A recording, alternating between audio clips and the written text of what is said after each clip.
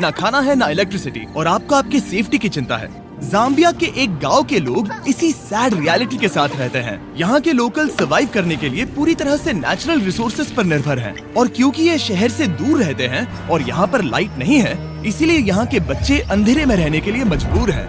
और एक खतरनाक बात कि यहाँ पर क्राइम रेट बहुत ज्यादा है।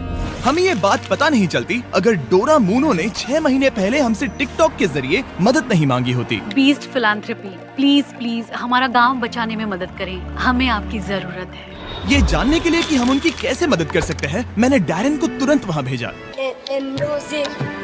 डैरन के वहाँ पहुँचने पर वहाँ के बच्चों ने उसका बहुत अच्छे से स्वागत किया। हाय डोरा, आप कैसे हैं? मैं ठीक हूँ। अभी हम जहाँ खड़े हैं ये मपापा गांव है। 2019 में मैंने नोटिस किया कि यहाँ के बच्चों की हालत बहुत ही खराब है। मुझे उनके भविष्य पर खतरा मंडराते हुए साफ दिख रहा था। मैं परेशान थी और उनके लिए कुछ करना चाहती थी। उसी साल डोरा ने अपना सामान पैक किया और अपने एडॉप्टेड 4 बच्चों के साथ लुसाका से मपापा शिफ्ट हो गई, ताकि वो वहाँ के गांव और वहाँ पर रहने वाले बच्चों की मदद कर सके। सबसे पहले मैंने वहाँ पर एक मिट्टी का घर बनाया और अपने बच्चों के साथ वहाँ रहने लगी। मेरा घर दिन में बच्चों के लिए क्लासरूम बन जाता था और रात में फिर से एक घर। लेकिन जब बरसात हुई तो पूरा हो गया। We are done। ये तो बड़ा मुश्किल काम हाँ है। बिल्कुल। वो ये सब इसीलिए करती है ताकि उसे जो डोनेशंस मिलते हैं उससे वो इस गांव की मदद कर सके। हमने अब तक 350 बच्चों को बचाया है। हम उन्हें अच्छा एजुकेशन देते हैं, अच्छा खाना देते हैं, ताकि उन्हें भी वो सारी चीजें मिले जो बच्चों के लिए बहुत जरूरी होती है। लेकिन इस स्कूल की मेंटेनेंस कॉस्ट लगातार बढ़ती ही जा रही है और इसे चलाना और मुश्किल हो रहा है। इसका मतलब इस स्कूल को जल्द ही बंद करना पड़ सकता है। ये क्लियर हो गया कि बिजली की कमी उन्हें रोक रही थी और इस गांव को उसकी उन्नति तक पहुंचाने के लिए डोरा की काबिलियत पर पूरा असर पड़ रहा था, जो कि ये अच्छी बात नहीं। कुछ करेंगे और डोरा को सरप्राइज देंगे। हमारी टीम ने गिव पावर के साथ मिलकर अगले कुछ महीने सोलर प्लांट खड़ा करने के लिए सीक्रेटली काम किया। मैं एक बार फिर से बताना चाहूँगा कि गिव पावर नहीं होते तो हम ये काम वक्त पर पूरा नहीं कर पाते। महीनों की प्लानिंग और इतने हार्ड वर्क के बाद मैं इस पैनल में आखिरी बोल्ट कसने जा रहा हूँ। आखिर काम पूरा हुआ। जैसा कि आप मेरे पीछे देख सकते हैं कि सूरज डूबने वाला है और हम बस कुछ ही पलों में पहली बार लाइट्स शुरू करने वाले हैं। और आज के बाद से बच्चों को रात में कभी अंधेरा नहीं देखना पड़ेगा।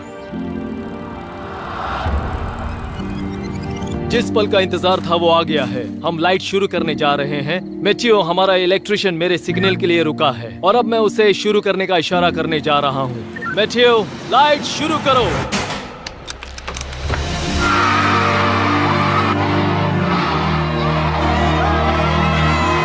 लाइट आ गई। क्या बात है! बच्चों का लाइट के प्रति जो रिएक्शन था उसे शब्दों में बयान नहीं किया जा सकता। वो सच में बहुत खुश थे। ओह, मैं क्या कहूँ, बहुत सुकून मिला ये देखकर। इसके लिए मैं बीस्ट फिलैंथ्रोपी की शुक्रगुजार हूँ। लेकिन काम अभी पूरा नहीं हुआ था। यहाँ पर बड़ी मुश्किल से कुछ पानी है और जो है उसकी क्वालिटी बहुत खराब है। ये एक ऐसी समस्या थी जिसे बिजली भी सॉल्व नहीं कर सकती थी। ऊपर से बाहर की भयंकर गर्मी और एक छोटा सा पंप जो सिर्फ 30 मिनट हर दिन चलता है और 350 किड्स और 84 स्टाफ जिनके लिए सिर्फ इतना ही पानी है। उसमें से भी खाना पकाने के लिए अलग से पानी रखना पड़ता था। तो हर दिन मुझे अपनी कार चालू करनी पड़ती, जो कभी चालू होती है कभी नहीं होती, और अगर चालू हो भी गई तो उसे ठंडा पानी लाने के लिए 2 घंटे की दूरी तय करनी पड़ती थी।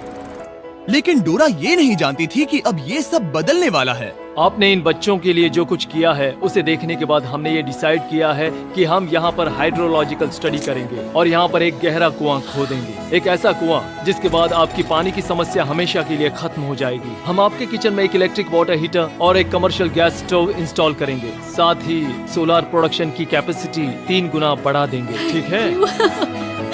ऐसा लग रहा है जैसे सपना पूरा हो गया। मुझे यकीन ही नहीं हो रहा। Thank you so much. आप इन बच्चों को अपने पैरों पर खड़ा होना सिखा रही हैं। इससे सोसाइटी में बदलाव आएगा, क्योंकि कल चल के यही बच्चे अपनी आने वाली पीढ़ी को यही बातें सिखाएंगे। आप बीज बो रहे हैं क्योंकि वो भी आपसे उतना ही प्यार करते हैं जितना हम करते हैं। लेकिन ऑब्वियसली जितना ज्यादा करेंगे खर्चे भी उतने ही बढ़ेंगे। तो हमने कांटेक्ट किया हमारे लॉन्ग टर्म पार्टनर और इस वीडियो के स्पॉन्सर को, इलेक्ट्रिक ई बाइक्स। हमेशा की तरह हमने उन्हें मैसेज किया, हे हमें इस प्रोजेक्ट के लिए फंडिंग की जरूरत है, इससे लोगों का भला होगा। और फिर उनका जवाब आया, नो प्रॉब्लम, और इस वीडियो के लिए डबल डोनेशन देकर हमारी मदद की। सिर्फ और सिर्फ इलेक्ट्रिक ई बाइक्स की मदद से हम डोरा और सभी बच्चों की और भी ज्यादा मदद कर पाएंगे। तो ध्यान रहे, आप उनके वेबसाइट पे जाकर या इस लिंक पर क्लिक करके उनके इलेक्ट्रिक ई बाइक्स खरीद सकते हैं, वो भी अभी। उनके प्रोडक्ट्स खरीदकर आप उनकी मदद कर रहे हैं, फिर वो हमें स्पॉन्सर करेंगे और हम और लोगों की मदद कर पाएंगे। ठीक है, चलो वीडियो कंटिन्यू करते हैं। और जाने से पहले एक आखिरी सरप्राइज, डैरन उन बच्चों को एक ट्रीट देना चाहते थे। ये पहली बार होगा जब वो आइसक्रीम चखेंगे। ये एक बड़ी ही खास ट्रीट है क्योंकि इसके लिए रेफ्रिजरेशन की जरूरत पड़ती है, जो उन्हें पहले कभी नहीं मिला। आइसक्रीम कौन कौन खाएगा? बढ़िया, तो चलो।